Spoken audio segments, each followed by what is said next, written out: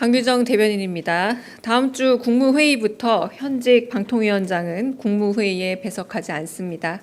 최근 감사원은 현 방통위원장이 정치적으로 편향된 발언을 함으로써 국무원의 정치 운동을 금지하는 국가공무원법을 위반했다고 판단했습니다. 위원장의 공무원으로서의 정치적 중립 의무 위반은 공직사회의 신뢰를 실추시킬 수 있는 우려가 있어 주의도 뒤따랐습니다. 그럼에도 불구하고 방통위원장은 국무회의에 참석해 개인의 정치적 입장을 지속적으로 표명했습니다. 이와 더불어 개인 소셜미디어에 자신의 정치적 견해를 게재해 공무원의 중립 의무 위반 행위를 거듭했습니다. 이에 오늘 오전 강훈식 대통령실 비서실장이 직접 대통령께 방통위원장의 국무회의 배석이 부적절하다는 의견을 전달했고, 이에 현 방통위원장이 더 이상 배석하지 않도록 결정했습니다. 국무회의는 국정을 논하는 막중한 책임이 있는 자리입니다. 비공개 회의에서 나온 발언이나 토의 내용을 대통령실 대변인의 공식 브리핑 외에 기사화하거나 왜곡해 정치에 활용하는 건 부적절한 공직기강 해이입니다. 해당 원칙은 다른 국무위원들과 국무회의 배석자들에게도 동일하게 적용됨을 알려드립니다. 이상입니다. 네, 저 YTN 정인용이라고 하는데요. 네. 이게 혹시 본인 의사랑 무관하게, 그러니까 국무회의를 참석을 배제를 시키면 본인 의사에 의해서 본인이 출석을 원해도 혹시 그걸 배제시킬 수 있는 건지, 그 법적으로 그런 걸 여쭙습니다. 대통령령이 정하고 있는 국무회의 규정 제8조에 보면은 국무회의에는 대통령 비서실장, 국가안보실장, 대통령 비서실 정책실장, 국무조정실장, 인사혁신처장, 법제처장, 식품의약품안전처장, 공정거래위원회 위원장, 금융위원회 위원장, 과학기술혁신본부장, 통상교섭본부장 및 서울특별시장이 배석한다. 다만 의장이 필요하다고 인정하는 경우에는 중요 직위에 있는 공무원을 배석하게 할 수 있다라고 되어 있습니다. 방금 말씀하신 부분에는 관계 전문가를 참석하게 해서 의견을 들을 수 있는 것도 의장의 권한이고요. 방송통신위원회 같은 경우는 국무위원회 국무회의에 출석하여 발언할 수 있으나 국무총리에게 의안을 제출해 건의한 이후에 이 건의가 허락될 경우에 참석할 수 있는 겁니다. 그러니까 지금 배석하지 않게 하는 건 국무회의를 주재하는 의장의 권한입니다.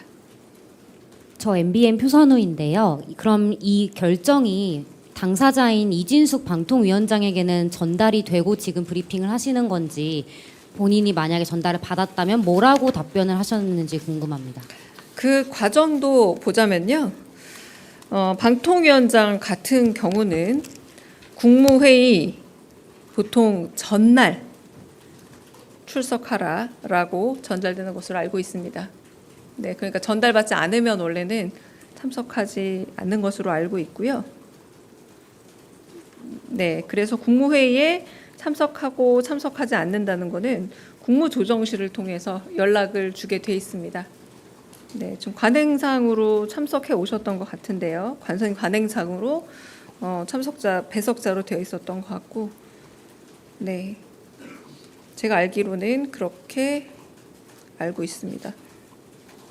그러니까 이 부분 저희가 또 지금 표선환 기자 질문하셨지만 국무조정실에서 전달 혹은 전전달 하기 전에 벌써 대통령실에서 입장을 전하는 거라 이 자체가 의사의 전달이고 배석하지 않아도 된다, 배석하지 말라는 전달이라고 봅니다.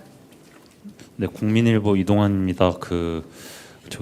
강훈식 비서실장님이 대통령께 보고 드렸을 때 대통령님이 별다른 말씀이나 반응 없으셨는지 궁금합니다. 네, 그건 비서실장에게 확인해 보겠습니다. 반응까지는 제가 여쭤보지 않았습니다. 네. 아까 말씀 주신 TV조선 최지원입니다. 네. 그 아까 말씀 주신 대로라면 그럼 그 동안에는 이진숙 위원장이 그러니까 개별 연락을 받지 않았는데도 통상적으로 참석을 해왔다는 것인지가 궁금하고요. 그리고 또 하나 조금 전에 언론 보도 통해서 이 대통령이 방송 3법에 대해서 시기에 대해서는 구체적으로 언급하지 않았다라고 하면서 일종의 이제 추진에 대해서 교통 정리를 좀 한 것이다 이런 취지의 보도가 있었는데 이거 맞는지도 확인 좀 부탁드립니다. 첫 번째 질문에 대해서 대답을 드리자면 국무총리가 이번에 처음 첫날 급하게 금요일 날 임명되고 토요일 날 그 저희 예산이 증액된 부분에 대해서 의결하기 위해서 오고 그리고 나서 이제 횟수로는 두 번째지만 거의 첫 번째 제대로 된 국무회의였죠. 그러니까 새 총리 그리고 새 국무조정실에서 그 특별히 그 배석자를 바꾸지 않은 상황이었고 배석자는 지난 정부의 관행대로 모셨던 것들이라고 보시면 될 것 같습니다. 두 번째는 그 부분에 대해서는 저는 원칙적인 대답을 계속 드리는데요. 대통령은 많은 국민에게 지지를 받고 어떤 정부가 들어서던 간에 그 권력의 향배와 관계가 없이 방송의 높은 질과 국민의 만족도를 높일 수 있는 그런 방송법에 필요하다라는 의견이셨고 그 내용과 혹은 시기 부분에 대해서는 저는 특별히 따로 전해들은 바는 없습니다. 네, 아시아경제 임철량입니다. 그 이진숙 위원장 대신에 대참에서 참석자가 있을 가능성이 있을까요? 무슨 말인지 이해를 그래도 못하겠습니다. 방통위에서 나름대로 네. 뭐 의견을 개진하거나 대통령께서 국무회의 때 질문을 하거나 이런 부분이 있을 수 있기 대참은 때문에 위원장이 배석에 권한이 있을 때 그분이 특별한 사유를 가져서 걸석일 경우에 하는 게 대참입니다. 그러면 아예 지금은 방통위는 배제가 제가 되는 거죠? 이진숙이라고 표현하지 않았고요. 방통위원장이라고 표현을 했잖아요. 그건 이제 아까 말씀드렸다시피 위원장 혹은 뭐 대참자라고 할지라도 필요한 경우는 국무회의에 발언할 수 있지만 소관사무소에 관하여 국무총리에게 의안을 제출하고 건의를 한 이후에 이 건의가 받아들여지면 올 수 있습니다. 이를테면 이번에도 그 많은 조달청처럼 보고를 하기 위해서 배석한 경우 있지 않았습니까? 이때는 대통령이 배석을 원한다라고 얘기했고 국무회의 전에 배석이 전달이 된 거고 그래서 참석한 거죠. 이제 그런 방식인 겁니다. 근데 지금은 방송통신회가 굳이 그렇게 필수적으로 매주 배석해야 되는 위원회는 아니었기 때문에 이제는 필수 배석위원으로는 여기지 않는다. 그리고 그렇게 부르지 않는다. 이렇게 받아들이시면 될 것 같습니다. 네. 당연히 앞으로 필요에 의해서 다시 국무회의에 참석할 수 있습니다. 네, 의장의 뜻에 따라서. 네.